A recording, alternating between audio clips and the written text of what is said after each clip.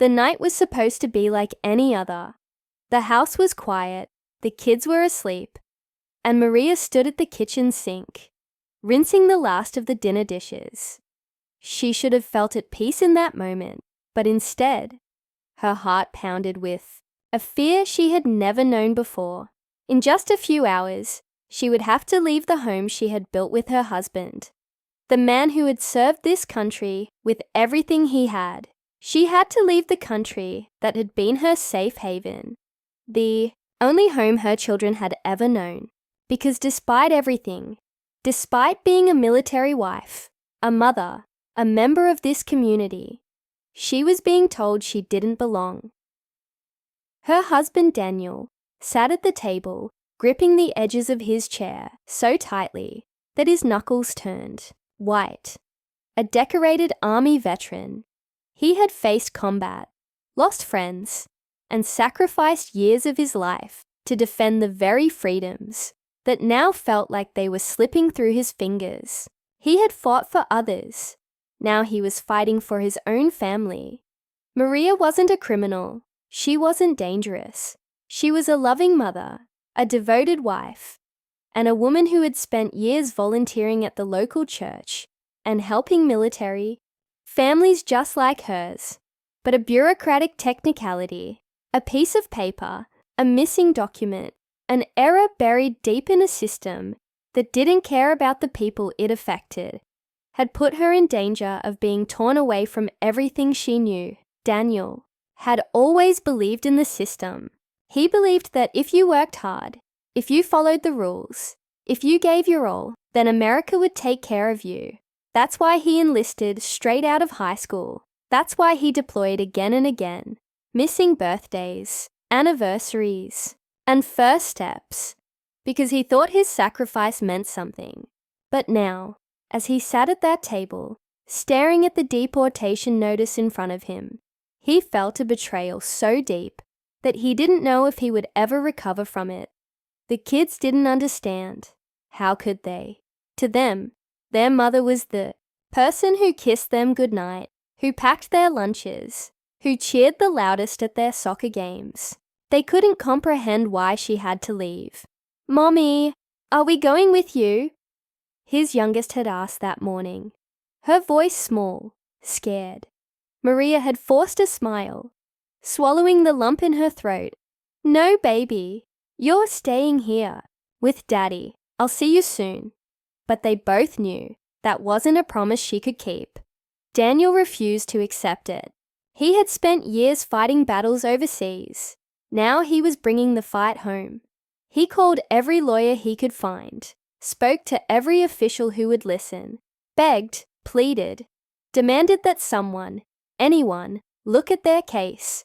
But time was running out. Then something incredible happened. The community, the same people Maria had spent years helping, began to fight back. Neighbors started making calls. Veterans from Daniel's unit reached out to their contacts in Washington. People who had never met Maria took to the streets, protesting, holding up signs with her name, demanding justice for a family that had already given so much. And yet, the clock kept ticking. The date of Maria's deportation was set. The system, cold and unfeeling, didn't care about the tears, the fear, the years of loyalty. It only cared about the paperwork. The night before she was supposed to leave, Daniel sat beside her on their bed, holding her hand so tightly it hurt. He had faced war, but he had never been this scared before. "I won't let them take you," he whispered.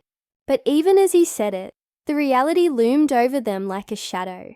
Then, in the final hours, as the sun rose and the family braced for the worst, something changed. A call came in, a breakthrough. But was it enough? Was it too late? Maria held her children close, her heart pounding, waiting for the answer that would decide their future. Maria's hands trembled as she clutched the phone. The voice on the other end was calm, professional. But the weight of their words sent a shockwave through her entire body. There had been a development in her case. But they wouldn't say more over the phone. She needed to come in. Daniel watched her, his heart pounding. He had seen that look before.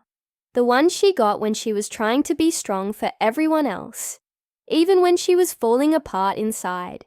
He stood up, grabbing the car keys. "We're going together," he said firmly. The drive to the immigration office was silent. Maria stared out the window, watching the familiar streets pass by. Would this be the last time she saw them? Would she be forced onto a plane, away from her children, away from the life they had built? Daniel's grip on the steering wheel tightened. With every mile, his mind raced through every possible scenario. Was this call a good sign? Or was it just another cruel twist in a system that had already taken so much from them? When they arrived, the waiting room was full of people just like Maria. Mothers, fathers, families clinging to hope. Some had been waiting for hours, others for months, even years. Caught in an endless cycle of uncertainty, Maria's name was finally called, and they walked into the office together. A stern-looking official sat across from them, flipping through a thick file. Maria's file. Pages of her life, reduced to paperwork. The woman adjusted her glasses and let out a small sigh before speaking. "There's been an appeal submitted on your behalf," she said, tapping the folder.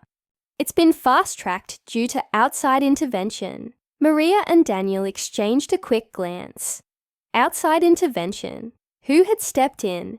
The official continued, her tone neutral, almost indifferent. "Normally, cases like yours take months, sometimes years, to process. But given your husband's military service and the public attention your case has received, it's being reviewed immediately." She paused, then added, "However, this does not guarantee approval." Daniel clenched his jaw. "What happens now?" The woman hesitated, as if debating how much to say. "A decision could come at any moment. It could be today, tomorrow, or next week. But until then, she is still under an active removal order." Maria felt the air leave her lungs. The fight wasn't over. She could still be taken. As they left the office, a group of reporters was waiting outside. News of Maria's case had spread. Someone had told her story.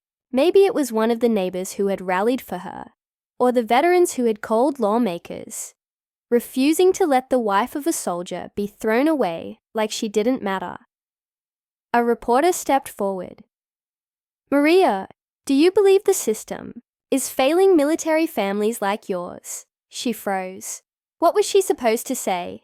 She had spent years believing in this country, believing in its promise, but now she wasn't so sure. Daniel put an arm around her, his voice steady. "We believe in America, but we also believe America can do better." That night, the house was tense. The kids sensed something was wrong, even if they didn't fully understand it. Maria tucked them in, forcing a smile, holding on to them just a little longer than usual.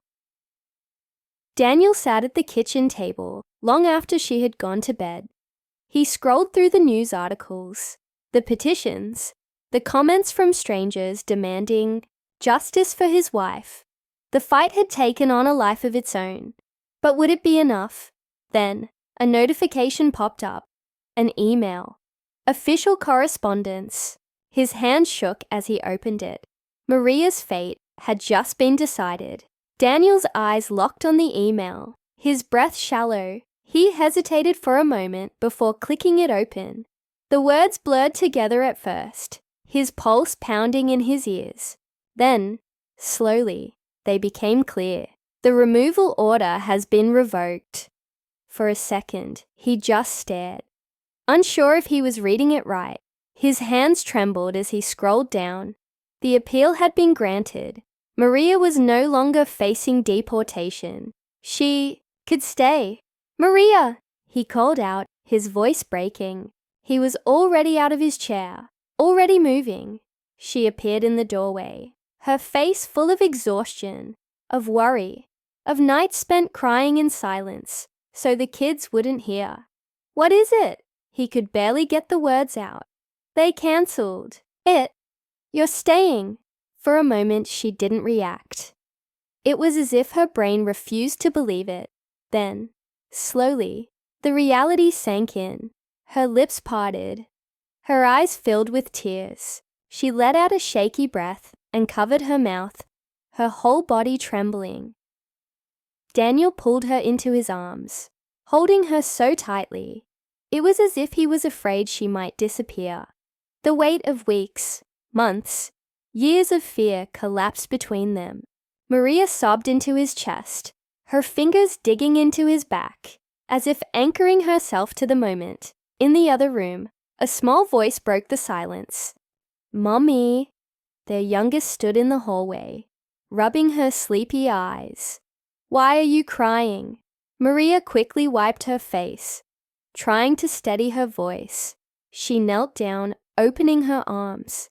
"Come here, baby." As their daughter rushed into her embrace, Maria whispered, "Mommy's not leaving." The words tasted surreal on her tongue, but they were real. This nightmare was over. In the following days, the news spread. Friends and neighbors came by to celebrate. Veterans from Daniel's unit showed up, shaking his hand, hugging Maria. People who had never met them before reached out, saying they had signed petitions, made phone calls, fought for them. Maria sat on the couch one evening, watching her kids play, listening to their laughter. Just a week ago, she had been preparing to say goodbye. Now, she was home, safe. Daniel joined her, slipping an arm around her shoulders. "I can't believe it's over," he murmured. She leaned into him, closing her eyes for a brief moment, allowing herself to feel it. Relief, gratitude, exhaustion, all of it. "I don't think it is," she admitted. Not for other families, because as much as she wanted to move on, she knew they weren't the only ones. There were still others, other military families, other mothers and fathers, still stuck in the same battle. People without the resources, without the public support, without the miracle they had just received. Daniel nodded, understanding. "Then we help." She looked at him, knowing exactly what he meant. Their fight hadn't just been for them. It had been for every family in their position. And if there was one thing they had learned through all of this, it was that when people came together, when they refused to stay silent, change could happen. As the night settled in, Maria held Daniel's hand, feeling the warmth of it, the security. Their family had won this fight, but they weren't done yet.